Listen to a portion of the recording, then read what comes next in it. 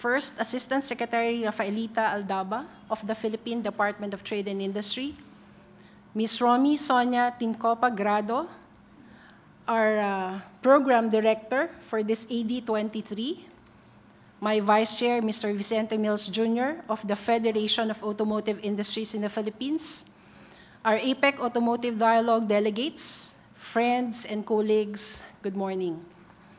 It is with great pleasure to welcome you all to this Auto Dialogue 23 here in Cebu. To our colleagues who were not able to join us in the 22nd Automotive Dialogue in April and here with us now, we would like to express our warm welcome. I'm still also looking for Papua New Guinea and Australia, but I know we have registered participants from these economies. To recall, this year's Automotive Dialogue adopted the theme Integrating SMEs into the Automotive Global Value Chain, recognizing the fact that the automotive industry has gone truly global as more and more components are being made in different parts of the world, forming global value chains. It is also in view of the reality that around 97% of the APEC enterprises are micro, small, and medium, and that these enterprises account for over 50% of APEC's workforce. Thus, for growth to be inclusive in the whole of the Asia-Pacific region, we need to put focus and emphasis in how these MSMEs can access markets beyond their borders, grow, and be active contributors in creating wealth in their own economies. In AD 22, 5 months ago, we leveled up the discussions on SME integration into the automotive GVCs with the organization of the whole-day workshop entitled Linking Automotive Parts Supplier SMEs into the Global Value Chains. It was a knowledge-sharing session among our APEC developed and developing member economies regarding their own experiences on automotive regional production networks. For this automotive dialogue, we will not only dwell on the experiences on integration, but zero in on the barriers that hinder enterprises from successfully operating internationally. Various studies identified SMEs' internal capabilities and access to markets as important barriers they face as they penetrate the international production network. But aside from this, companies also face external factors such as tariff and non-tariff measures that could likewise affect a company's access to the foreign markets. While it is indeed important that SMEs pay particular attention on their management capabilities and access to resources, equal attention should also be focused on tariff and non-tariff barriers, as these are factors outside of their control. Thus, it has been widely recommended that SMEs be provided with easy access to information to better penetrate the global market, along with financing, new technology, and a way to connect to the value chain. It is for this reason that we have agreed in the Automotive Dialogue 22 to come up with a compendium of all the information on the automotive regimes presented in our peer review sessions by the program director. It would be a good starting reference for our MSMEs. With a workshop tomorrow entitled Strengthening SME Integration to Automotive GVCs in the Asia-Pacific, Understanding Non-Tariff Measures, we hope to assist our SMEs and provide them more information in their quest towards GVC integration and share the best practices from various APEC economies on international ventures and dealing with non-tariff measures. On the regular agenda of the Automotive Dialogue, we hope to substantively carry on as the dialogues before this. I believe that it is in everybody's interest to continually make our meetings interesting, relevant, and serving the purpose for the creation of the APEC Automotive Dialogue. Believing in the automotive sector as a great multiplier with its various linkages and capacity for spillover effects in the economy, and we're not speaking only of automotive assembly, but also of parts manufacturing, it is imperative that we work more on encouraging the growth and stability of the industry across our economies. Also, the technical and technological capacities one has form the base for further manufacturing capabilities in the future. With this in mind, I encourage the members' active participation in crafting our group's definite directions for the future while providing leeways for the succeeding APEC economy hosts. We have been kindly provided by our program director a work plan for 2015, linking our dialogue with the CTI priorities and directions. I hope that the dialogue can eventually do a longer-term work plan that will help us deliberately plan our task and agenda into the future. Now, on the business arrangements, all our activities, the meetings today and on Saturday, August 29, as well as the workshop will be held here, the Sampaguita Ballrooms 2 and 3. For other facilities, the Cattleya room will be our common delegation room, fully equipped with computers, printers, copiers, and all the equipment that you will need for your either meetings or work to do. Bilateral meeting rooms are also available for the duration of the auto dialogue from 8 o'clock to 10 p.m. And then lunches for today and tomorrow will be served in Sampaguita Ballroom 1. We'd also have a welcome dinner sponsored by our local industry association at the Plantation Bay Resort and Spa later this evening. So I hope to finish the meeting for today at 5 p.m. sharp. And that transportation will be made available for the delegates. So please be at the Marriott Hotel at 6 p.m. Again, welcome to the Philippines for our auto delegates. We hope that you will enjoy your stay here in Cebu City, a significant historical and cultural center in the Philippines, where the imprint of the Spanish and Roman Catholic culture is evident. Tours around the city are available for delegates, which include various activities within the vicinity, including visits to historical sites and cultural spots, and recreational activities such as scuba diving and snorkeling. For more information on the event particulars and other tour details, please approach the APEC desk located in the hotel lobby. Thank you and mabuhay. We would like to request Assistant Secretary Rafaelita M. Aldaba, Department of Trade and Industry, to give her address. Ladies and gentlemen, good morning and welcome to the city of Cebu. I hope you will have some time to enjoy the place. It's a very beautiful island. I'd like to start this dialogue by recounting the Boracay Action Agenda to globalize micro, small, and medium enterprises, or MSMEs, endorsed by the APEC ministers responsible for trade in May this year. The Boracay Action Agenda envisions APEC as an enabler of MSMEs, whether as a participant in global value chains, a direct exporter of goods and services, or even as a startup. This was a result of the recognition, on one hand, that making development in APEC equitable and inclusive remains a significant challenge across the region and within our economies. And on the other, that only with the full and effective participation of MSMEs in regional economic integration will this challenge be addressed. As a working group under the APEC Committee on Trade and Investment, the Automotive Dialogue has resolved to support initiatives that facilitate the integration of MSMEs into the global value chains of the automotive industry, as concluded during the 22nd APEC Automotive Dialogue meeting in April in Makati City. In the same meeting, the Philippines and Malaysia proposed the GVC SME integration for the automotive sector, or GSAS, Project Phase 1 under Korea's umbrella project on integrating SMEs into the global value chains of 5 major industries.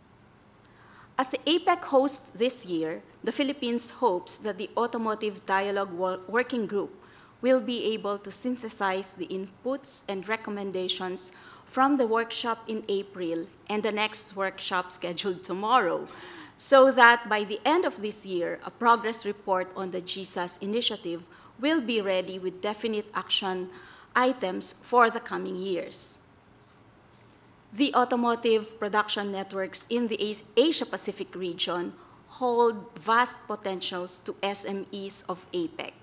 be it basic material sourcing, metalworking, plastic manufacturing, auto electronics, service provider, or logistics SMEs.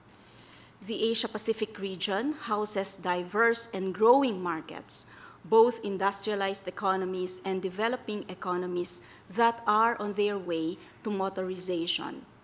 The growing demographics and economic empowerment of individuals among APEC economies present significant growth opportunities over the longer term.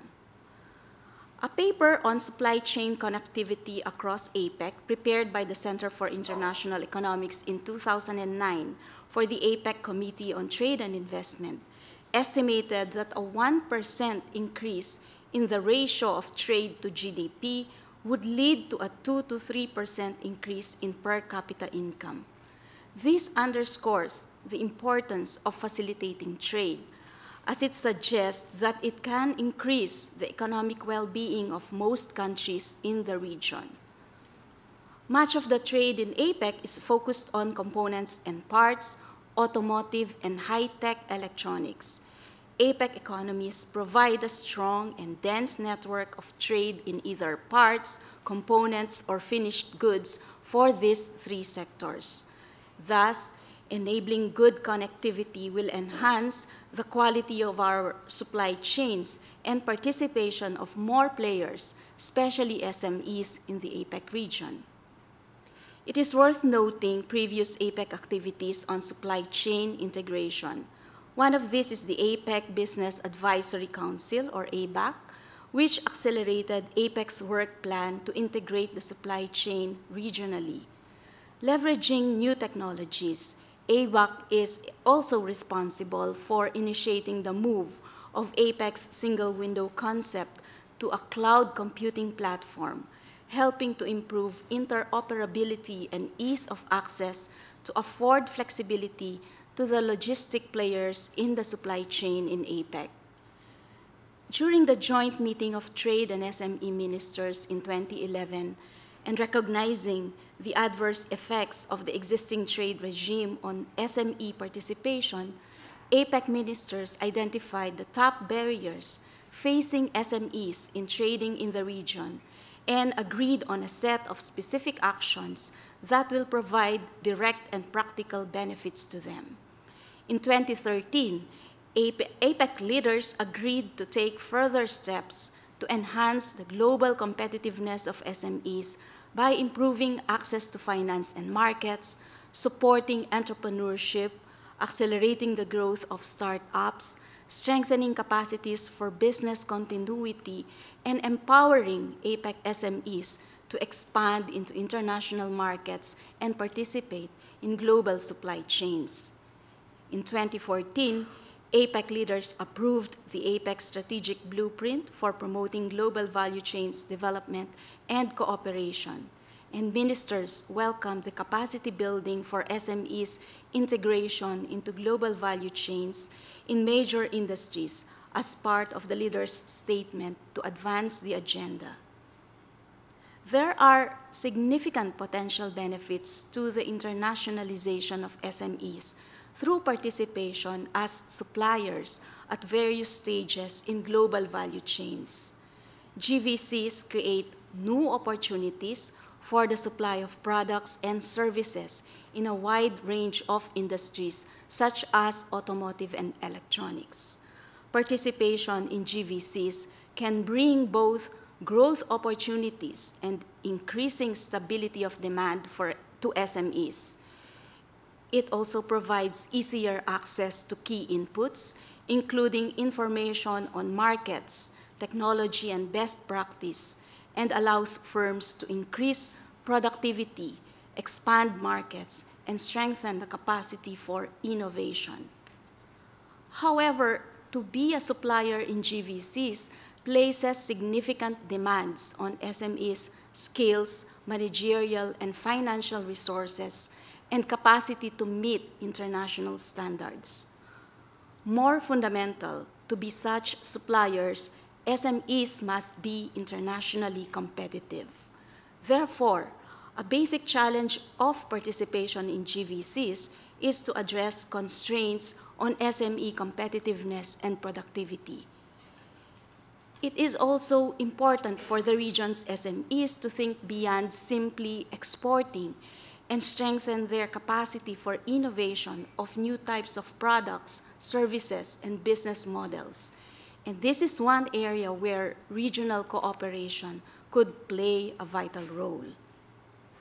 In the era of increasing regional integration, falling transportation and communication costs make it easier for SMEs to participate in regional production networks. While ultimately it is within the supply chain operators to improve internal efficiency, a facilitative market and trading environment, freer and open trade, transparent market information, and supportive national policies aligned with regional cooperation goals will ultimately enhance connectivity of supply chains.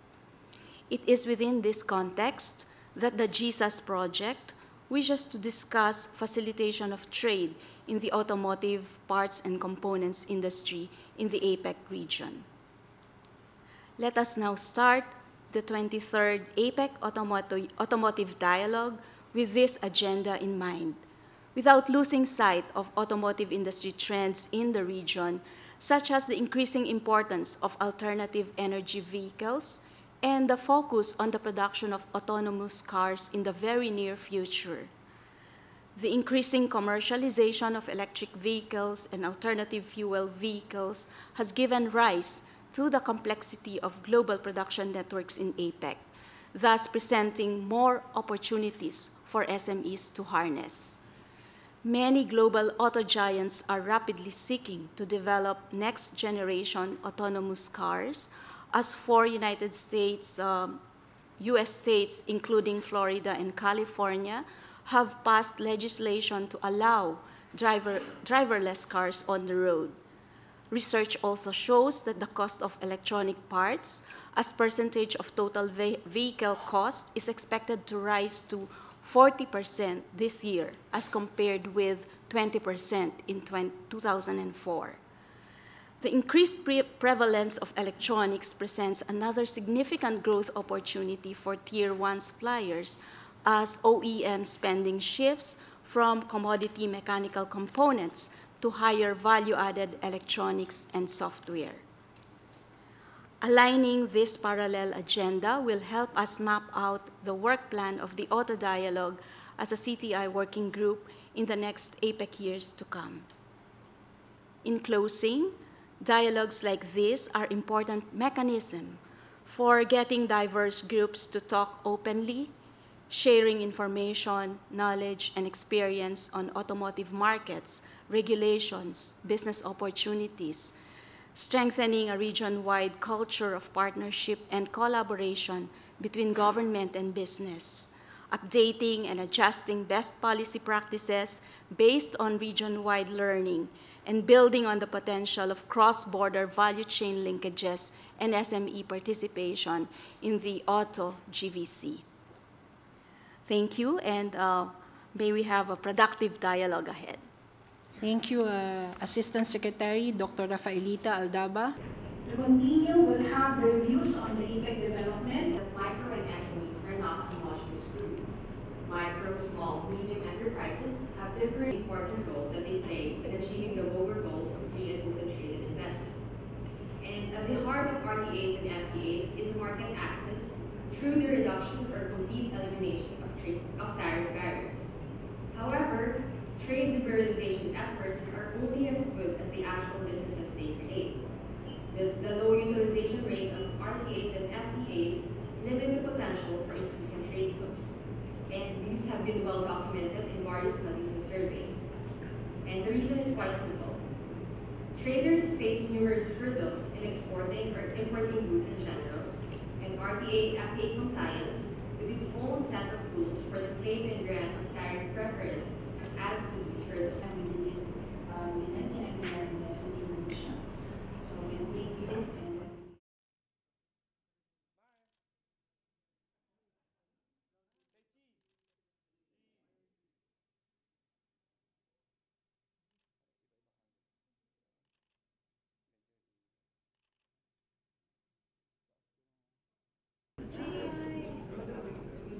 Ha?